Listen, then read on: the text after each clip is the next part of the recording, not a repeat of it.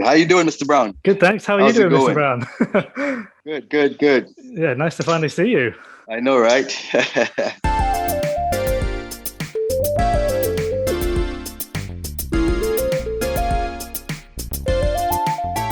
Now, don't worry, I've not gone on a massive ego trip. As you can see from the description, this episode is with Chris Brown. But it's not me. I don't think my back-to-back triple jump titles from Bottisford Junior School would quite cover 5 defining moments. So for episode 13, I thought I'd tempt fate and hope the universe wouldn't implode as I spoke to my namesake from track and field. Chris Fireman Brown has represented the Bahamas at every major championships from 1998 to 2016. An ever-present figure on the athletic circuit, the 42-year-old has over a dozen major medals in the 400 metres and the relay. Despite having the bad luck of finishing fourth at quite a few championships, Chris dominated the indoor 400 and famously led off the Bahamian relay team to Olympic glory. So, settle in as Chris Brown asks Chris Brown for his 5 defining moments. Hi Chris, thank you so much for joining me on the My Defining Moments podcast. How are you doing today? I'm doing well, thank you, and thank you for having me. Yeah, it's very strange speaking from one Chris Brown to another. I guess obviously you know I'm called Chris Brown. What's it like for you speaking to another Chris Brown? It's a little different, but hey, it's all good. One Chris Brown to another, but it's good. Unfortunately, it's a very common name, isn't it? So we kind of we have to get used to it, especially when there's pop stars who have the same name as us. I know, right? At least the good thing is he's been handling his name well lately, so he's been doing well. Yeah, I just wanted to mention actually, just going back to when I first heard about you as an athlete. Obviously, I'm a big athletics fan, so I'd seen you on the circuit a few times. But back in 2002, I got an email from the IAAF, and I was like, "Oh, I must have entered a competition or something." I didn't know what this email was, but it turns out they meant to send it to you, but it came to me, and it was an invitation to compete at the Frankie Fredericks Invitational. So Really? I don't know if you ever got that, but I was asked to go to the Frankie Fredericks Invitational to race in the 400. Oh, I never got that email. That was in 2002. Yeah, way back when. Oh, I never received that. I wish I did. I would have loved to beat the Frankie Fredericks Invitational. So you owe me one. Yeah, I think it would have been funnier if I'd have turned up. I know, right? You'd have been like, "Hey, I got the email, so hey, I'm here. I'm here to compete." But I never got that. I hope that you can find that email so I can let them know that I never received that email. I'll search for it and try and find it. But yeah, it would have been funny if I'd have turned up. But yeah, I definitely owe you one. Yeah, you do. You definitely do. You got the name. You should have took the lane. Another question I wanted to ask you is that you call yourself the Fireman. Can you just explain why you are the Fireman? Well, my fans in the Bahamas actually gave me the name. Normally, people who have that name, they normally go and out fires, but they say because I go and start it up, I bring the fire when I step on the track, and so that name just stuck, and the fans loved it, and they were like, "Hey, Fireman." When they actually started calling me the Fireman, I thought they was actually talking about somebody else, because every year we always get one or two new guys on the track and field circuit back at home, and so I was looking around trying to figure out, okay, who's this Fireman now? Who's this new person that has emerged? And come to find out, it was actually me. So I didn't know that they were calling me the Fireman until I actually was getting into the blocks and getting ready to compete at the trials one year. I just want to start going back to you mentioned the Bahamas there, obviously. Going back to your early life, what was island life like, and which part of the Bahamas did you grow up in? Well, I grew up on an island called Eleuthera, which is known for its name Freedom. And it's just basically island life, it's growing up and hearing the chickens in the morning and hearing the chickens in the evening, no red lights, everybody know each other.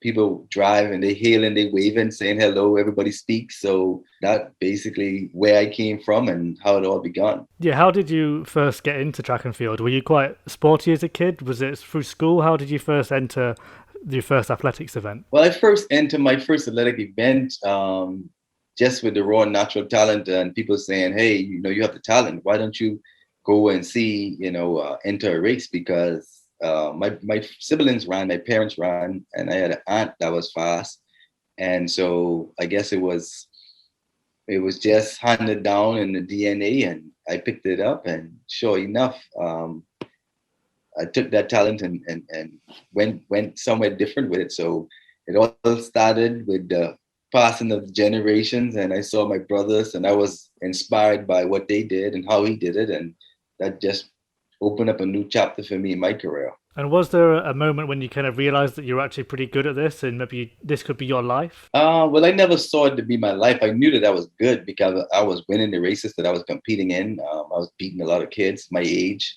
until they decide that, hey, we need to move him up because he's beating too many of the kids his age. I don't know why they did it, but after that, my winning streak started going down a little because I was competing against kids that were much older than I was. So I'm like, hey, why not leave me in the class that I'm already in and just let me continue to win.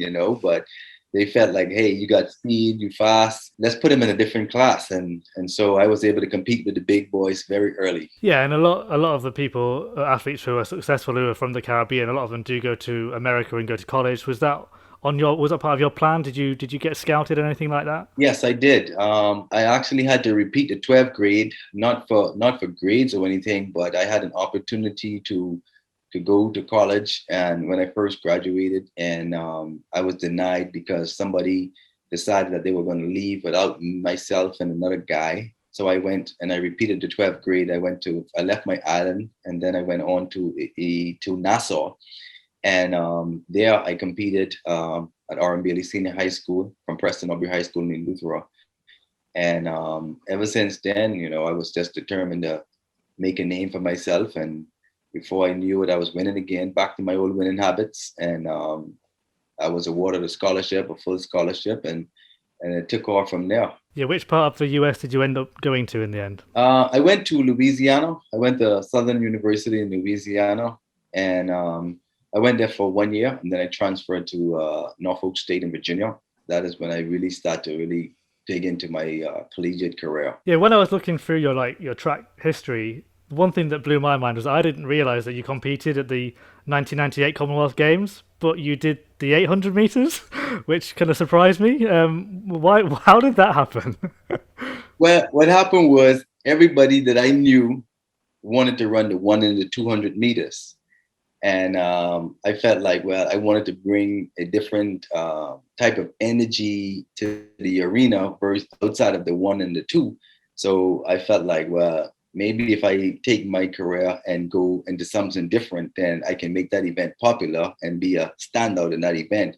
And so I ran the 800 meters. I did a little jumping here and there. I was just trying to find my groove at the time. And the 800 was something that I was good at. I would talk trash in a lot of my races. So I learned very early that talking trash, you got to be able to back it up every single time. And so the guys that I talk trash in the 800, the 400 guys would be waiting. And I was like, running 2 rounds, and the schedule was not fixed at the time to be able to double. I had to pick and choose my poison. And so running the 8, I figured it's 2 laps. Running the 4, I figured it's 1 lap.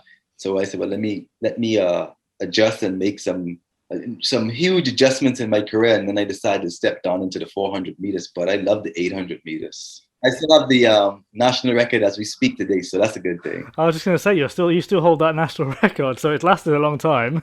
you must feel like you're kind of proud of that a little bit. Well, I think that I could have went a whole lot faster because I was still learning the event at that time. I didn't know anything about the 8 because I wasn't getting the proper training. I was doing things that I felt like this is what would help me. This is what I would do if I had to train for it. And so I just took my little basic knowledge and put them all together, and voila, came up with a national record. So I knew that if I had someone really training me for the 800 meters, I would have done a whole lot better. Probably went 143 or 142. Probably. Probably. So would you have ever considered the 800 meters seriously during your career? Yes, definitely. I definitely would have considered that. I think I can run a pretty decent time in the 800 right now. Being conditioned and having the right competition, I think I can put down a good time. I'd like to break that 149.5 that I posted in 98. I think I can go a lot faster than that right now. Yeah, something still to have on the bucket list. Yeah, I think I'd like to break my own record after all these many years, and now knowing that I'm moving away from the sport. So to go there now and give it a try, I think that'd be that'll be a huge accomplishment for me. And then just going back to like the year after those Commonwealths in 98, 99, you went to your first World Championships as part of the relay. Was that exciting for you going to your first kind of big world global championships? It was definitely it was exciting for me. I've never traveled outside of the country before that far, and so the jet lag kind of caught up with me, having to adjust with the time difference. It was a huge adjustment, but once I got the opportunity to compete, then it was showtime for me. So I was looking forward to the show, and I was excited and just looking forward to being able to showcase my talent. And then so the fact that you kind of broke into that Bahamian 4x4 relay team at 99 can then kind of leads on to the next year, obviously Olympic year. You're in that team now. And then that first Olympics, what was it like? Sydney was a great Olympics, and what was it like to be there? What was that like to be your first games? It was like a dream came through. It was amazing. The crowd, the opening ceremony, traveling that far, meeting new people. It was something to be remembered, and I cherished the moment. It was just fun. I had fun and I enjoyed it. Yeah, well, this is your first defining moment of the five you've chosen for me is winning that bronze in the relay. You had the likes of Avad Moncur in the team, but you were the one on anchor, and you were obviously the young guy, so it must have been pretty cool to then bring home the team for that. Although at the time, obviously, it was fourth place because it was a delayed medal, wasn't it? Because the Americans got disqualified, but still, it was great for you to be on anchor for those games. Yes. I was the young rookie on the team at the time, and didn't have the experience, as many my teammates did. And so, being in that position, I didn't want to settle for the bronze medal, and I didn't want to settle for the silver medal. And I had a pursuit that I wanted that gold medal from day one. And so, being able to come back and get the bronze medal for me was still a huge accomplishment. My first Olympic Games to win a bronze medal. Like you said, even though it was a handed down medal later on because of circumstances, but I still enjoy the opportunity to be able to compete. And it was a learning experience for me. And my teammates had a great time. We had a great time, and Australia was wonderful. And I would love to compete there again, whether this life or the next life. I had a great time. You've been to five Olympics. I've asked you to pick your five defining moments here, but you could easily have picked five Olympics. I mean, not many athletes get to go to five. Going to five Olympic Games, I had a lot to compare, and just being blessed. I've been blessed from day one. Five Olympic Games. I never really looked at it like, hey, you went to five. It was always, hey, okay, what's next? What's next on the agenda? Okay, world champs. Okay, let's get that done. Olympic Games. Okay, let's get that done. So it was always one show after the other, and so for me, it was being able to perform and showcase my talent to the world and having fun. I love and enjoy what I did, so I would do it all over again if I could. And then, yeah, your second defining moment is literally the following year at the 2001 World Championships in Edmonton. Again, it was another handed down medal, but it's a gold one this time in the 4x4 relay. That obviously, again, a little bit bittersweet because you didn't get it on the time, but still to call yourself a world champion, that's still pretty impressive. Yes, it was. Again, I had to make up for what I did in Sydney, not really getting on the podium that year, and knowing that we had the opportunity right in our hands. And so to be able to come back and still get on the podium at the World Championships in Edmonton was huge. The crowd and the environment was extremely hype and exciting, and the stadium was amazing. You got to remember a young kid coming from the Bahamas with a hometown of about maybe 5,000 people, and being able to go in these humongous stadiums for the first time. The adrenaline was flowing. What can you expect from a little island kid? So for me, I enjoyed the moment. It was fun.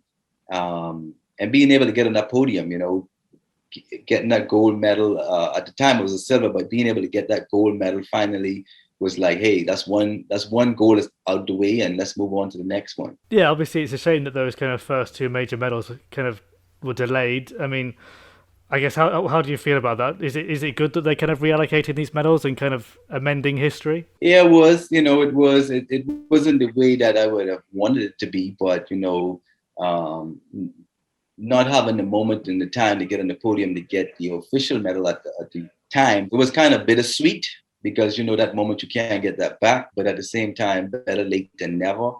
And also to, for my teammates, a few of them who were in Sydney came back in Edmonton, and that was it for them. So to be able to watch my teammates walk away with Olympic medal and also to walk away with a world championship medal around their necks was more exciting for me than me actually going around the track and competing. So I was just happy that they were able to accomplish those goals because they were a whole lot older than I was at the time. Yeah, I suppose for you, you say you were still the young guy. What did you learn from those guys, the ones who have been around for a while? What did you learn from their experience? I learned, to be patient. You have to humble yourself to just stay in your lane. Those guys taught me a lot. And they also taught me how to gel with a team and just be able to have a brotherhood. I learned a lot from their seniority and being a rookie on a team and not being in that environment before. And so, I give them kudos for welcoming me on the team and also helping to navigate my career to where, I was not just a one-hit wonder. Yeah, well, you're far from it. I mean, your career's been over 20 years, so I think you've done pretty well so far. Thank you. Just moving on to the next year, obviously, because you're a Commonwealth country, you get to compete at the Commonwealth Games, and Manchester was another great games. You made the final in the individual. And obviously, from a British point of view, the 4x4 relay was great because it was England versus Wales, and the Jamaicans were dropping batons, and you guys were in there. What was that? What was that race like? It was a fun race for me. It was great, and it was good to see. With us in the Caribbean, we always compete against each other, and it was good to see. Okay, who's going to get this medal here and this event? And so, being able to compete on that level and being able to go up against the world's best was a treat. I always wanted to see if the best is lined up, I want to be considered one of the best. And so being on that stage with all of those elite athletes and may the best man win, for me, that was huge. So I felt like, hey, we have to rise to the occasion. This is what I was training for. This is what I lived for. And I was just hungry. I was hungry to get every medal that was out there, whatever color it was, gold, silver, bronze. I wanted one of them. And so I was determined to not give up and to get me one of those and to get my teammates one of them. And sure enough, we delivered. Yeah, I mean, obviously, we come across all of the medals. You've won so many medals over your career, so it's, I mean, not just in the relays as well, obviously individually, but yeah, that Commonwealth Games was obviously another medal, but then and then the following year at the World Champs, it was a bronze in the relay. Again, you just racking up the medals already, and you still, in your early career, you must have felt like you've already achieved quite a lot before you were even 25. Yes. Again, I achieved a lot in my early part of my career, but it still was not that satisfying for me. As long as I was competing and as long as my teammates were pushing me to be the best, and my family was pushing me to go out there and be the best. And I knew that there was a short window in athletics, and that anything can happen at any given time. And I wanted to make the best of it, and I wanted to make sure that history remember who I was and who I am. I just wanted to make sure that my name was stamped in the books, and and I got a medal that every competition that I go to, I wanted to make sure that I didn't just walk away with a participation certificate. I wanted to make sure that I had hardware to show for my hard work that it paid off. And sure enough, that was my goal and my mission, to make sure you come home with something. Well, then I guess that kind of leads me on to the following year, which was 2004. Was that a little bit of a frustrating year? Didn't make the individual Olympic final and only 6th in the relay. How do you feel about the Athens Olympics? The Athens Olympics, it was okay for me. Going into the games, I had broken my shoulder column, and so I was just determined to just be able to compete. I knew that, okay, I had to sit out a while from practice, so I knew my chances of getting on the podium was kind of slim. But I just wanted to be able to say I went, I competed, and I was able to have that same experience, and I did that. So for me, it was all about the experience at that time. And once I recovered from my shoulder injury, um, then I knew, okay, it's time for me now to go back to my winning ways and winning habits, and do what I needed to do to get back, to the winning streak. Yeah, and then world champs to next year. It was a silver in the relay team, and that was a national record. So that must have felt like the team, to break the national record and to win a medal behind a very strong American team at the time. That must have been another kind of good medal to have, and to have the national record must have felt even sweeter. Yes, it was. It definitely was. It was a great, again, a great environment. The crowd was always amazing. Our fans are always amazing. Being able to go out there and break the national record was a huge accomplishment for us. We weren't even thinking about the national record. We were just thinking there are 3 medals out there. There's 8 teams in the finals. How do we get on the podium? How do we get one of these medals? What do we need to do? And we knew that regardless of who was competing, we knew that you have to run a certain time to get it. But we didn't know it was going to take a national record, but it did. And once we saw the national record came, then we knew that we were on our way to really doing something big and something special in years and years to come. So I was extremely happy and proud of the moment, and proud of my teammates again. And showcasing the talent to the world was one of my things, and I enjoy doing that every single time, every opportunity that I have. I'm just going to move ahead to your third defining moment, which I guess for us in Britain, we don't really follow the Pan Am Games, but 2007 Pan American Games, which is actually in Rio, which is actually where the Olympic Stadium was for 2016. You won the individual and the relay. I mean, for you, that's kind of maximum achievement, 10 out of 10. That's what you want, isn't it? Yes, it did. I knew first. I didn't compete that year on the circuit, on the European circuit, so I didn't get an invitation at that time to compete. Never found out the reason why, but I continued to train and train and train, and I believe that that year was, I guess the Lord was basically telling me, hey, I got something bigger and better for you than to just go on a circuit. So I just stayed home and participated and waited until the big championships, and I went to Rio and double gold medals to get on the podium in Rio against a stiff competition. That goal, I scratched it off my bucket list, so I knew that was something that words can't express. To be able to walk away with 2 gold medals. I've seen athletes do it before, but I never knew that I would have had the opportunity to do that. And so when I got the opportunity, and when the opportunity came, I took full advantage of it, and I walked away smiling from ear to ear, and it was a happy moment for me in my career, and I enjoyed the show, and I like to make sure that my fans get a great show when I step on the track, and that was it. And at that time, did you know that you'd be back in that stadium 9 years later, winning an Olympic medal? No, for me, I thought, hey, it's going to be a while before I see Brazil again. It's going to be a while before I step back on the track in Brazil again, and to be able to go back, a few years later and still compete at the Olympic Games, there was a special place for me. And unfortunately, I didn't get on the podium in the open quarter. I wanted to walk away with a double gold again because I felt like the fans in Brazil knew who I was at the time, and I felt like, hey, this is a special place for me. So being able to compete there again in front of that crowd, they have a nice stadium, and sweet moment for me to be able to get back on the podium there.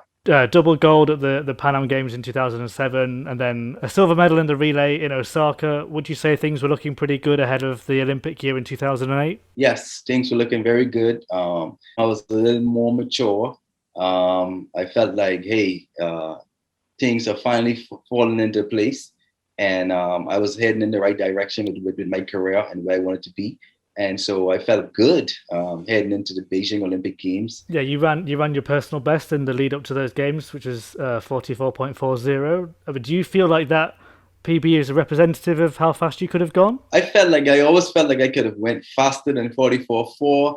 I felt like, I was never really able to put together the perfect race because every time I'm racing guys, you know, they would always come with a different type of energy, and I would always have to like change up my racing style. I was never able to just go out and execute my perfect race like I did when I ran the national record at the time. And so, again, it came with maturity, and 44.4 for me was pretty good because when I look back at it at the time, a lot of the times in the region, a lot of guys' national record was 44.40. So I felt like, hey, I'm right where I needed to be. And then obviously in terms of Beijing, well, I guess we kind of have to talk about your individual race.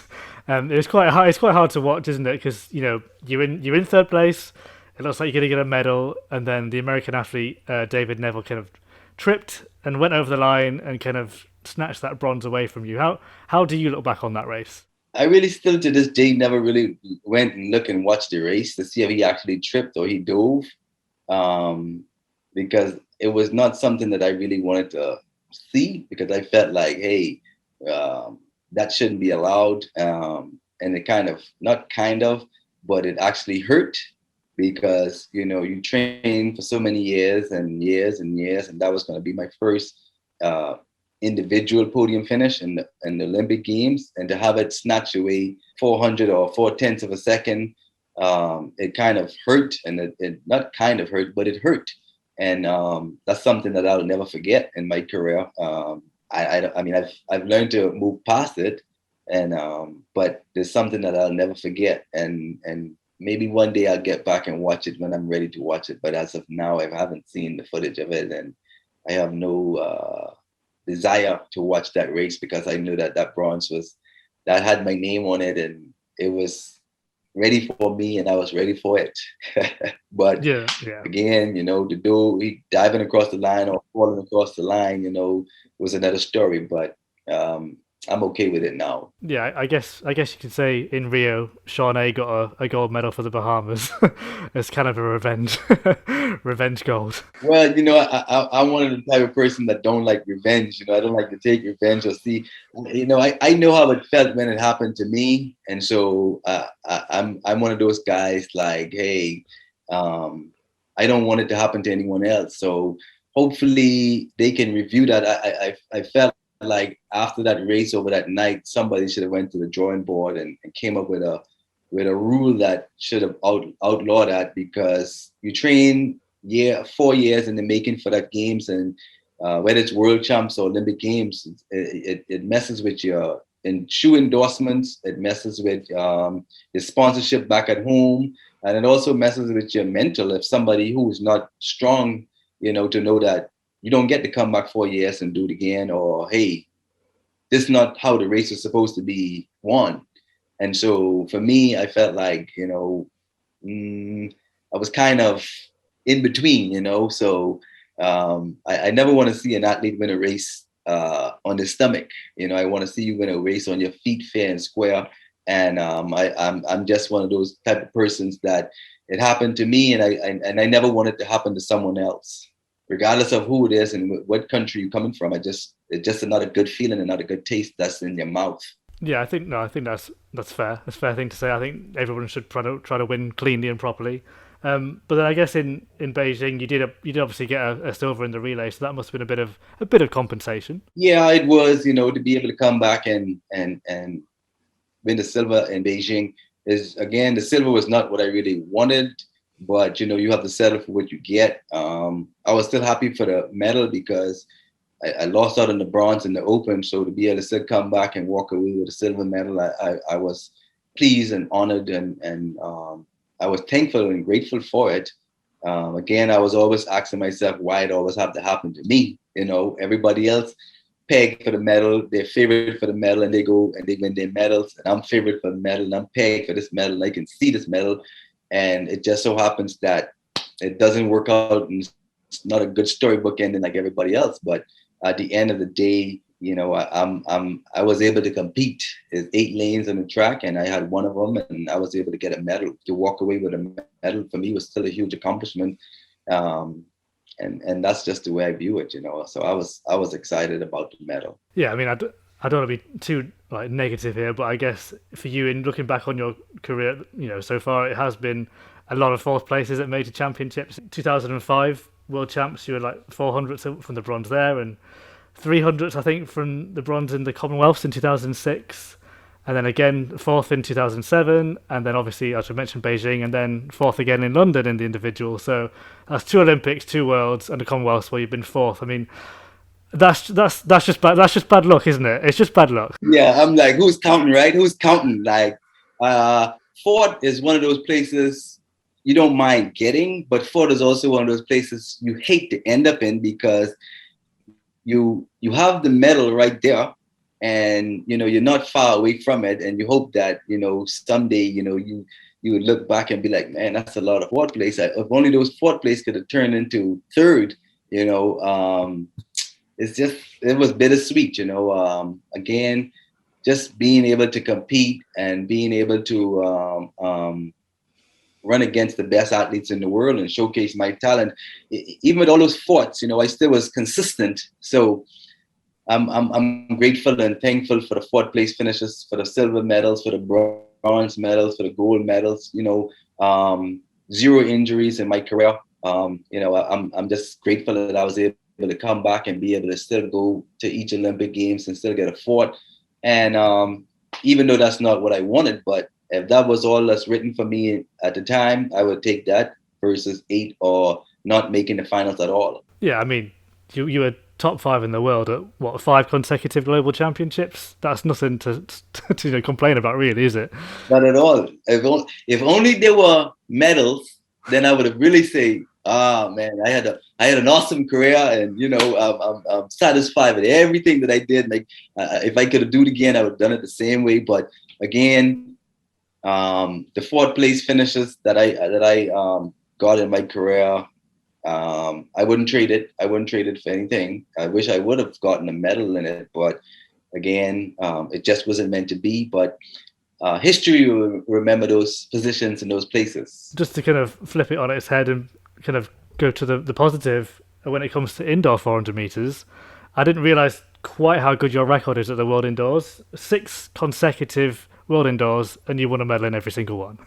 I mean, you individually, you got, and that's 5 individuals. Only one of them was a relay. So I'm just going to go through them because your fourth defining moment is your 2010 World Indoor Gold. But you got bronze in 2006, you got bronze in 2008, bronze in 2012, a silver in 2014, and then a relay silver in 2016. So obviously, running on the boards indoors suited you pretty well. Yes, I told the guys that I competed against, this is my house.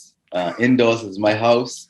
I control this. You coming in, you have to pay rent, or you have to leave.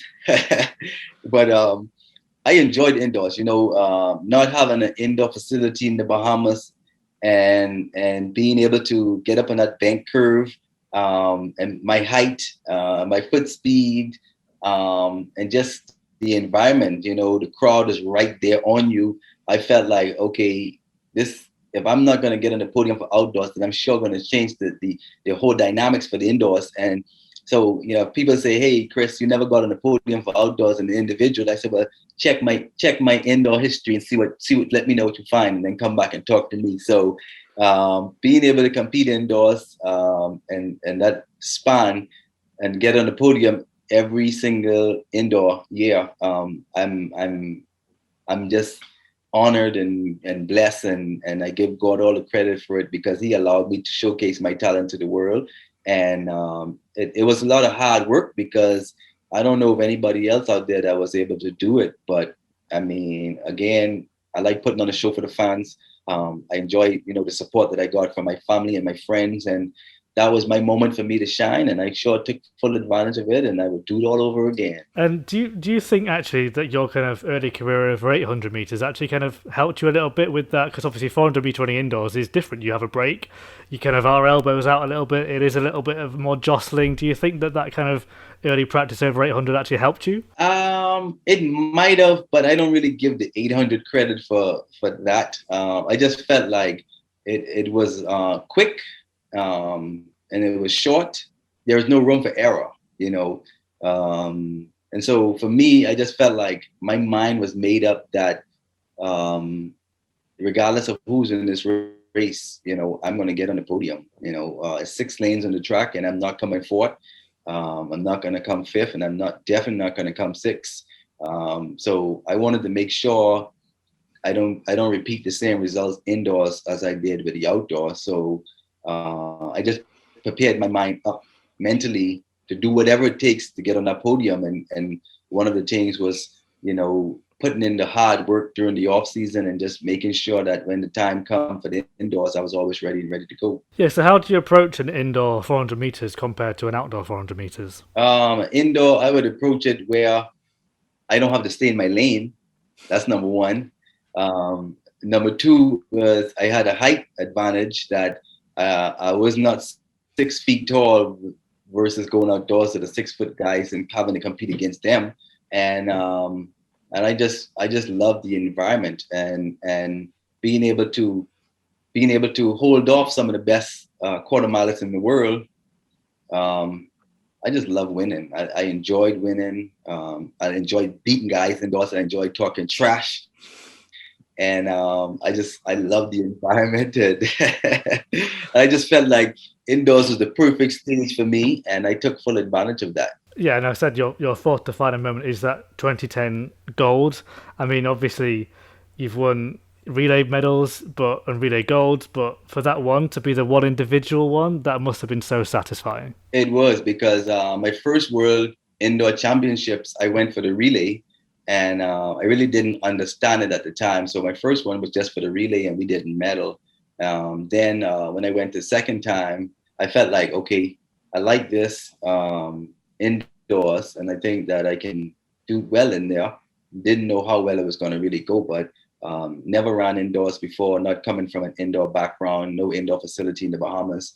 I wanted to make sure that I made a statement, and then settling. Once I started to medal, getting bronze twice, I felt like, hey, that's still not the ultimate goal. The ultimate goal is when you're number one. When you're number one, then hey, you've accomplished all that you set your mind to do.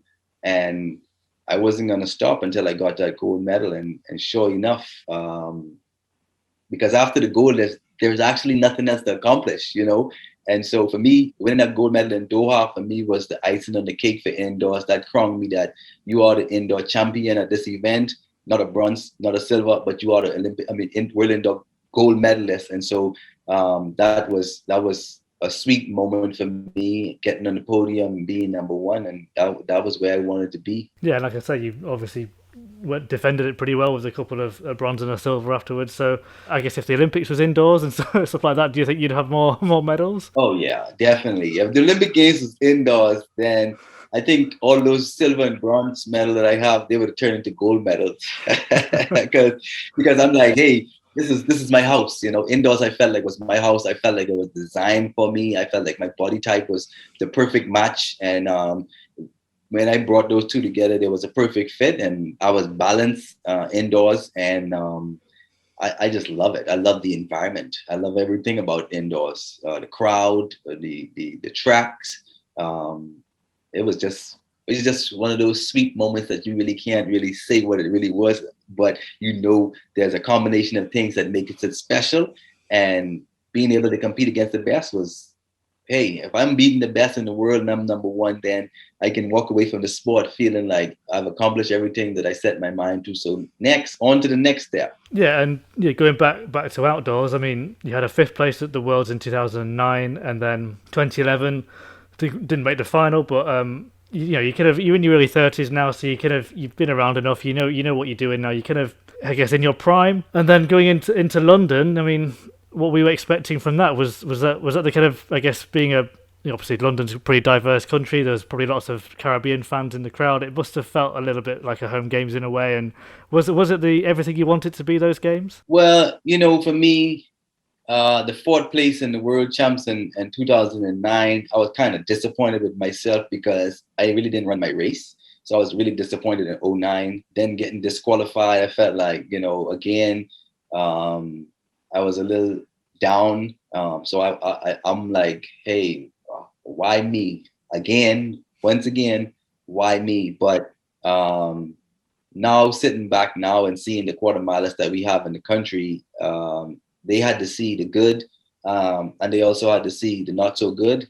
And they had to also see that it doesn't matter how many times you get knocked down, but it's how many times you get up and go back and fight again and continue fighting. And so for me, it was not always about winning, even though I love winning. It was just being able to compete. It was always, running for the fans, going into Daegu that next year, us not making the finals. It was Daegu was, it was not the best. I mean, you saw the 100 meters from once I saw the 100 meters fall start and the 100 meters, I knew, oh, this is not going to be a good game for me.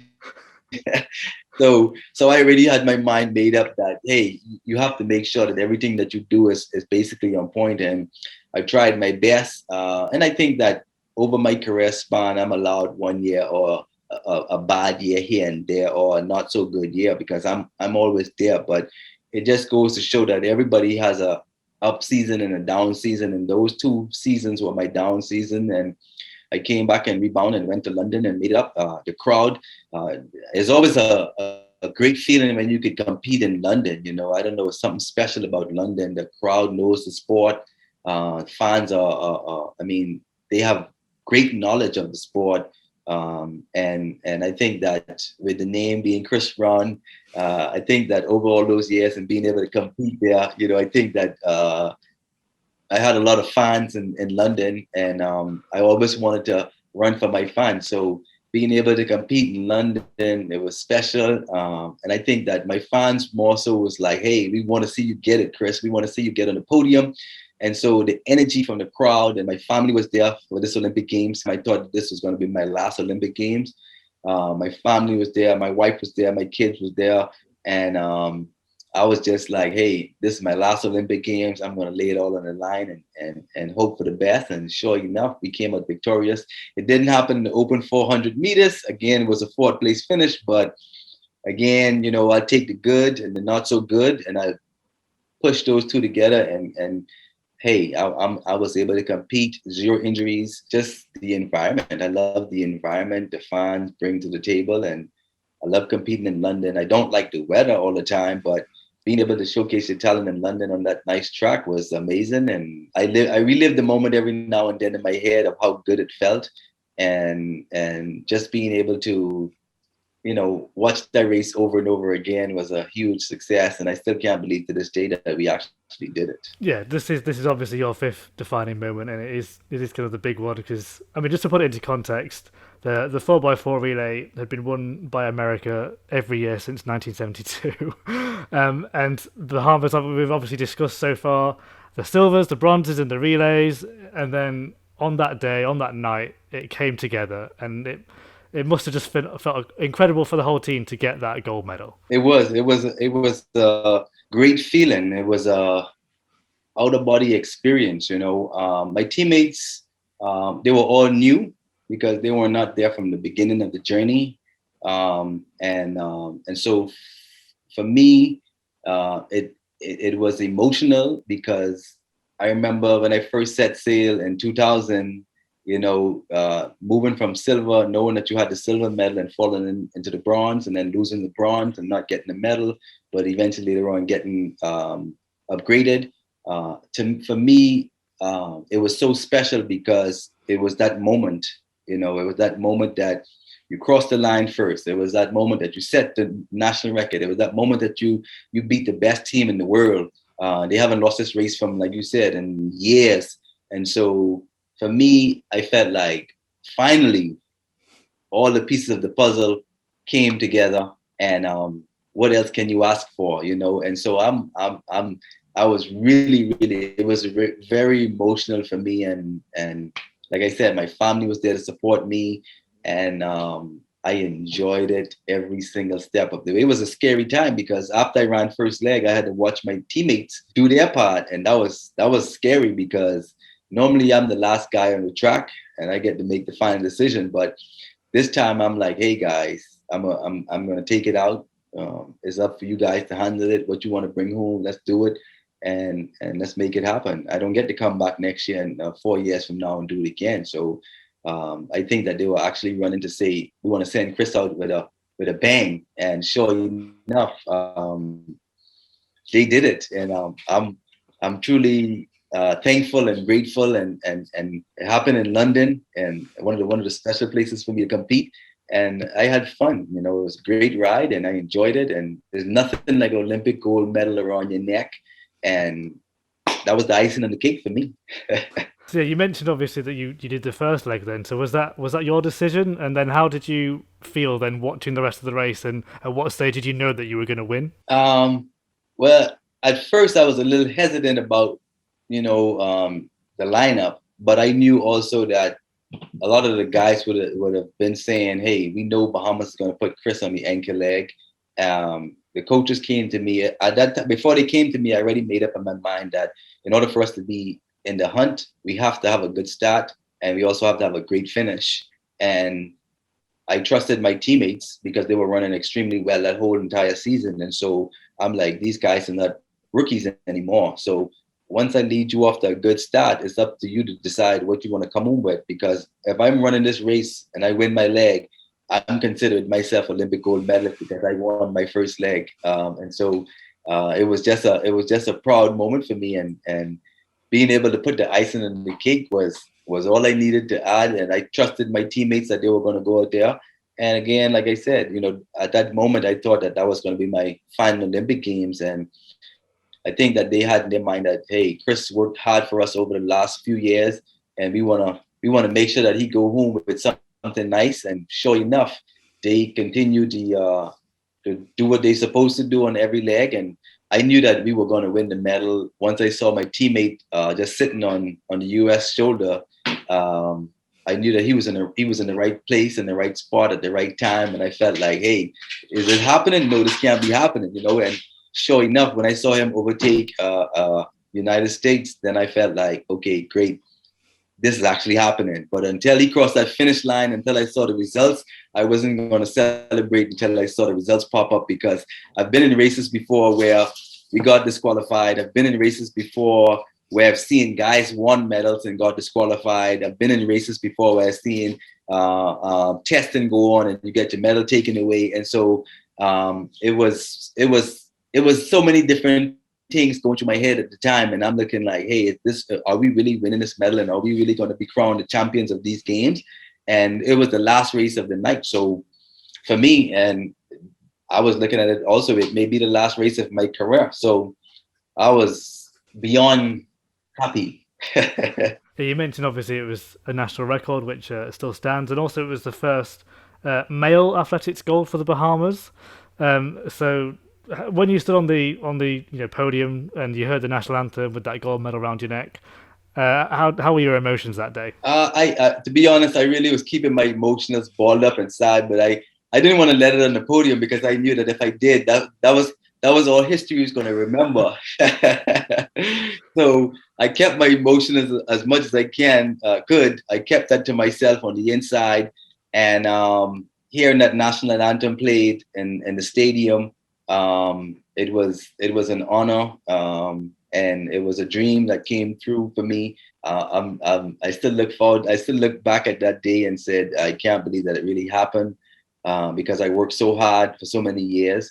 I think that it was a moment for the next generation to see that you don't give up on your dreams, you don't give up on your goals, and you continue. No matter how many times you fall, you continue to get up and you work hard. And someday, and one day, hard work does pay off. And I was just patient, and I waited for it. And sure enough, it happened at the right time, and it was very sweet when it showed up. So it's sweeter than cake and candy. And then I'm assuming when you came back, the reaction in the Bahamas was pretty crazy. And I read that there's even a street that's named after you. Yes. Yeah. I do have a street in the Bahamas named after me. It's called Chris Fireman Boulevard. And it was all like a dream. I work hard. I put in the work. I never gave up. And it was just one of those moments in my career that I felt like this one is a really out of body experience. And I'm grateful. I'm honored. I thank the Lord. I thank my country for all the support because my country was behind me 100%. My family followed me and they were with me during the ups and during the downs. And so for that, being able to watch my wife and my kids in the stadium and watch them celebrate, and I'm sure you being Chris Brown, you should know what my feelings were feeling like Of at the course. time. But it was a great feeling, and I'm sure a lot of people who followed me throughout my career, they were pleased to see that. Hey, he finally got that Olympic gold medal, even though it may not have happened in the individual. They were pleased to see that before his career was done, he got that Olympic gold medal, and that's something that money can't buy, and you have to be patient and you have to wait for the experience, and it's all about the timing. And I'm grateful. I'm forever grateful and honored. And then you said that was planning to be your last Olympics. So then what made you carry on after that? I felt as though I still had a lot in the tank to give. I felt as though I'm evergreen. I felt like, hey, that Olympic Games, this next Olympic Games in Rio is coming around pretty quick because time, I guess, seems to be flying, and so I felt like I still had a lot left in the tank, and that Olympic Games came by quick, and I was like, hey, why not give it one more shot and let's see where it takes you. And so I decided that I'm not going to focus on the open 400 meters, but just go and help my teammates out in the 4x4. And sure enough, I'm one of those guys. I love the podium. I know what it feels, tastes, and smells, how it smells. And I wanted to get on the podium. And then we had a new group of young guys that was coming up. And so I wanted to make sure that before I leave, the new guys got a chance to see and feel what a medal felt like, a new Olympic medal before I leave. And sure enough, they got that. And that was special. I mean, after that Olympic Games, look what happened. I was expecting to compete in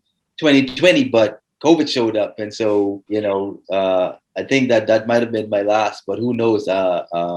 Still got a little lot left in the tank. Being able to rest and recover for those last 2.5, 3 years was able to help preserve my career, and I'm in pretty good shape. And if I have to go there right now, I think it can definitely help the 4x4 to get another medal on the podium. I have a lot to offer the sport, and I had fun. So now there's no pressure. If I compete now, it's just competing now for the fun and the love of the sport versus, hey, I want that medal. I need to get on the podium. It's just, hey, what you got to lose, Chris? Let's just do it, and that's my take. Yeah, and you obviously, like you say, after London, you kind of did focus on the relays a bit, and then the World Relay Championships became, a thing, and it was in Bahamas for the first 2 years. That must have been great to have a major championships in your country. I never thought that I would have seen the day where I can compete at home on that level and be able to give the fans, the Bahamian fans, what I've been given the world, which was my dedication and my pure hard sweat, tears, and my talent. So to be able to show that talent at home and in front of my fans and family members, it was a treat. And the adrenaline was just amazing. The crowd was amazing. And being able to run in front of whom, not having to travel, was definitely helped out a whole lot. And unfortunately, we didn't get the goal at home, but that's what comes with the territory. You win some, you lose some, you draw, you don't, and you move on. You don't hold it, but you rebound and you go back to the drawing board and you hope that the next time it happens. And hey, I'm grateful that I was able to compete for that long with 0 injuries. Yeah, I mean, like you say, you didn't have any injuries really during your career. How have you managed to not get injured over that long career? Well, I ate well. I continue to give my body a proper rest, and I asked God to give me longevity, keep me healthy, and just continue to use me as a inspiration to the next generation, and to also show fans that if you believe in something and you trust in someone and something,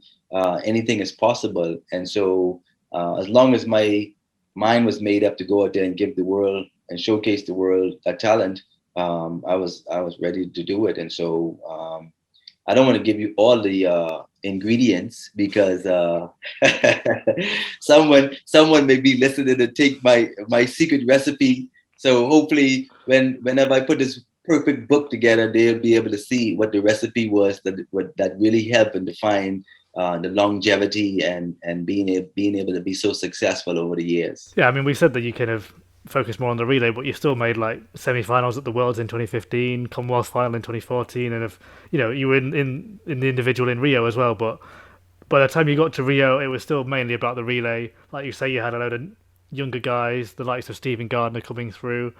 Must have been exciting for you to then be the one kind of the older guy passing on your knowledge and your information, and then it was another bronze in Rio, another medal. Yes, that medal in Rio, it was special because a lot of people counted us out. That season, a lot of my teammates, even myself, we weren't running the fastest that year. And so people counted us out that we weren't going to get on the podium. But, that was all I needed. All I needed to hear was, oh, they're not going to medal or they're not running that well. So we count them out, and that's what's lit that spark. And ever since then, I was like, hey, guys, I want to get on this podium. We're going to get on this podium. We're going to get ourselves a medal. I don't know which one, but we're going to get one of them, and we're going to go home. We're going to celebrate. We're going to feel good. We're going to celebrate whatever medal we get. We're going to celebrate it just as well as every other medal we've gotten before. And so to be able to go to Rio and still walk away with a medal that I didn't count in my counting cabinet, it was a good feeling and a sweet feeling, and I enjoyed the experience. And to be able to walk away with one more bronze medal with what I started off with was a perfect way to sail into the sunset. Yeah, you say you started with a bronze, and then your fifth games another bronze, and then I guess after that you had a few races in 2017. Did you try and make London champs that year? No, I didn't. I wanted to give my body a rest because I was preparing for 2020. So 2017, 2018 and 2018 and 2019 was the time that I really wanted to give my body a rest. 2019 was when I started to prepare and get ready for 2020 because I knew I was not as young as the younger guys that were coming up. And even though I had a long span, my body didn't really get the full recovery that I know it needed. And so with those 2 years, just complete rest and spending time with my family was what I needed. And so I was gearing up for 2020 and being able to go out there and bring home fireworks one more time. And hey, it didn't happen again. The great storybook ending was not the best that you can say, but at the end of the day, I enjoyed my career and I had fun. We've said that the young team that kind of came through with you in Rio, like the likes of Stephen Gardner, have gone on to become individual world champion in 2019. How proud are you then to kind of see almost your legacy of the 400-meter event and the Bahamas now becoming, gold medal winners? Well, it makes me feel good and it makes me feel proud because not just him, but also we have a female now that's dominating out there. And so, to have a male and a female following behind and coming up and still being the top in the world, like I said, if I'm not able to do it, then my mission is to make sure that the next generation was always just as good or better. And so I'm happy to see both of them running very well and being the top of their class. And I wish that once they're done, well, not wish, but I know that once they're done, we'll have other quarter milers coming up also to carry the baton. They're in a rebuilding stage right now for the relay. So hopefully that wouldn't last too long for the rebuilding stages. But again, it's always great to see, your legacy, and it's always great to see someone carry that baton to the next level. And I'm happy for both of them, and I hope that again we can continue to dominate on the world stage and take over. You've kind of mentioned like loosely, obviously retirement on the cards. How much do you feel you've still got to give competitive wise? Do you see yourself making any more national teams or anything like that? Yeah, I can see myself making one more national team. Like I said, my body is completely rested. My training has been going very well. All of this right now is just being able to get race sharp. I'm practice sharp, but racing is another story. And so I'm not interested anymore of getting on the podium for the individual. I'm not interested in trying to break records anymore. It's all about, being able to contribute in the 4x4 and just being able to go at it one more time and just to say, hey, I did it just because. Yeah, I mean, do you have any like loose plans, any targets of championships you'd like to finish on? Not really. I feel like, I don't want to put a target out there and don't live up to it. I'm one of those type of person that if I set my mind doing something or I have a goal in mind, I'm gonna do my best to achieve that goal. And if I don't achieve it in the first go around, then I'm gonna come back and do it again. And I wanna walk away from the sport, not challenge myself and get back in that deep competitive mode that I can put myself in a split second. And so any competition that I go to, and I feel like, well, this is it, I'm done. I had fun. I can walk away from the sport. For me, I'm a little different from everybody else. So being able to walk away at any minute, anytime, I'm ready. I've been blessed with a great career. And then what would be next for Chris Brown? What would you do next? I've done a few meet organizing. I want to do a little more management. I'm a head coach now. I still put in my work, but I'm a head coach now and giving back to the athletes, the new generation of athletes. I want to wear the hat of many, not just keep myself in one bubble, but I want to be able to sit around the table and put on events, also put athletes in meets, get them shoe deals and sponsorship. And I just want to be able to still contribute to the sport in whichever way I can. And being able to do that for me is a huge accomplishment. So that's next on the agenda. Yeah, so you're living in the States at the moment. Just tell us like kind of where you are and kind of what work you're doing at the moment. Yes, I'm in the States. I'm in Georgia, and I'm a head coach now for track and field, men's and women's program, Clayton State University. And I enjoy what I do. I enjoy watching my athletes have success and enjoy watching them drop times. And again, I still do one or two little management at home where I can get sponsorship for my kids that I represent, and just being able to help them to reach and achieve goals that I know how hard it is for an individual to accomplish, or to have someone in that corner to help bring out those sponsorship deals to be able to compete at the highest level and take a burden off of their shoulders. So, like I said, I'm dibbling and dabbling in a lot of different things, and the world hasn't seen the end of Chris Fireman Brown yet. So you'll see some big things in the future that's going to come. So I'm just waiting and being patient, and I thank the Lord every day for my career and waking me up to be able to do what I love to do, and I'm just grateful and thankful that I have a family now, that I can enjoy my family time and spend some time with friends and eat what I want to eat when I want to eat it, and just relax and then go back to work and do it again. Sounds perfect.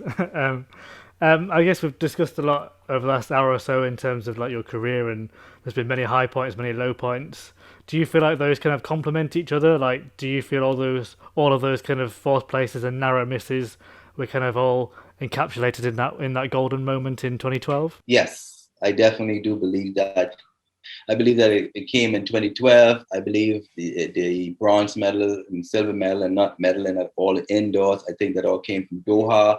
I think the outdoor double gold in Rio and the Pan Am Games. I think all of my gold medals that came in, I think they all offset or they balance each other out. And so therefore, I have nothing to prove, and I'm grateful for the career. And again, it just shows athletes that, don't give up, never give up on your dreams. And no matter how hard you fall, rise up and get the job done. Put in the work and trust and believe in yourself, and know that he has your back, and he's going to continue to see you through to the end. And the race is not for the swift, but it's for the one who can endure to the end. So for me, I had fun and I enjoyed it. That's very good advice. And if you were to give advice to that youngster who was doing 800 meters in 1998, what would you say to him? What would you say to that young Chris Brown? I would say to the young Chris Brown, trust the process. I would say to him, keep going. Never give up. Believe in yourself. Believe in and the hard work that you're putting in. One day you're going to get you're going to reach that goal that you want to reach. And if you don't ever reach the goal that you want to reach, there's always other goals that's going to come to you. So don't take the disappointment personal, but take it as a learning experience and as another chapter in a book and just keep moving forward. You know, you don't stay on one page because it's a sad story, but you flip that page once you reach the end of that chapter or reach the end of that page. You got to flip it over to go to the next page. So you live to see another day. You have the talent. You know, keep moving, brush yourself off, take a shower, you know, cleanse yourself, and keep it moving, keep the fire blazing, because you get one shot, and you make the best of the opportunity. So I would say to him, keep up the hard work, keep fighting, never give up, and may God continue to bless and strengthen you throughout your journey. Yeah, we've obviously mentioned the 5 moments that have defined your career, which I'll just recap. The first one was the Olympic bronze in Sydney. The second one was the 2001 World Championship World Gold Medal in the relay. Third one was the Pan Am Games 2007 double gold. The World Indoor Gold was your fourth one. That was the 2010 Doha title. And then the last one was obviously the 4x4 relay gold in London 2012 Olympics. If you had to pick one of those 5 as your ultimate defining moment, which one would that be? That's a good question. I would say London. It has to be. I would say London. Yeah. I would say London. That's the end of the story. You know, that definitely is the end of the story. That's closing the chapter. That's getting the A grade at the end of the semester. That's getting that college degree. That's putting the icing on the cake. That's being there for all your kids' birth. That's everything comprised in one. For me, that's the ultimate goal, and there is nothing bigger than that in track and field. And if there is, then somebody need to let me know so I can brush my spikes off and come back and get it. No, I think it's safe to say you've definitely graduated from the Track and Field Academy. Hey, I think I can say that, I can say that, but I can also say too that I still have a little left in the tank. If I want to go back in and get a master's in there, then I can do that. But that I can definitely truly walk away saying that I've graduated from the Track and Field Academy, and I'm proud to be able to represent such a great sport, and a competitive sport, and a sport that many people don't really understand how much work we really put in behind the scenes to get to that final stage in our career. And some people shouldn't be so quick to criticize us when we don't get to that goal, or when it doesn't happen, because it's a lot of hard work, and Olympic Games is every 4 years. It's not like other sports where it's 2 years or 1 year or every year.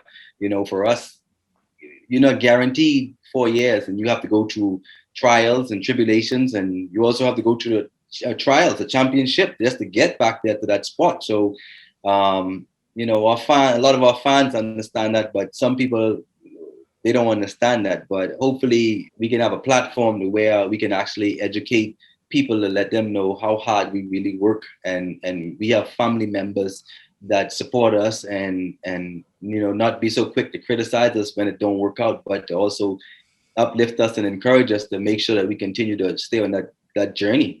So it's a lot of hard work, so somebody has to do the dirty work. Well, yeah, and so you've been doing it for well over 20 years. I mean, that's 20 consecutive seasons pretty much making the national team for the Bahamas. And yeah, I guess as an athlete, that's almost the dream career, surely. Yes, it is. Like I said, I never really saw my career going that long. But again, I'm blessed. I'm grateful. I'm thankful. I'm honored. I give God all the credit. I give my family credit for putting up with me sometimes when I have a bad moment and a bad time. And it's great. It's a great sport, and I look forward to representing in one way or the other. Hopefully you'll see one or two of my kids in the sport in years to come. So you'll probably be sitting here with them in a year or two. So just keep your eyes out. Oh, definitely. Well, I guess just from my point of view, personally, obviously, having followed your career for 20 years myself, just because you have the same name as me, it's been fun. It's been fun watching you, and obviously, if I'm ever in the Bahamas, I'm definitely checking out your boulevard. Yes, definitely do that. Make sure you do that when you're there. Stop by my parents' house and say, hey, I came in for a hot plate of food and let them give you a nice meal and tell them give you the Chris Brown Fireman Special. My dad knows what that is. Well, I hope you keep putting out fires for the rest of your life. And yeah, thank you so much. It's been a real pleasure for me, Chris Brown, to interview Chris Brown. Yes, thank you. I enjoyed it. Hopefully, this is not the last. And I'm grateful and I'm thankful. And you continue to do what you do and be encouraged. And I appreciate it 100%.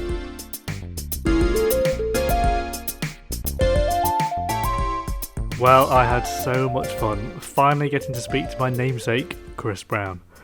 Obviously, I'm a bit biased, but I don't think he gets the respect he deserves in athletics. A really nice guy, and it was a real pleasure to have him on the podcast. I'll be back very soon with another legend of one lap running, albeit with a few barriers. So keep across the podcast on Twitter at MyDefiningPod and Instagram at MyDefiningMomentsPod, and share your enjoyment of My Defining Moments. I've been Chris Brown, and thank you for listening.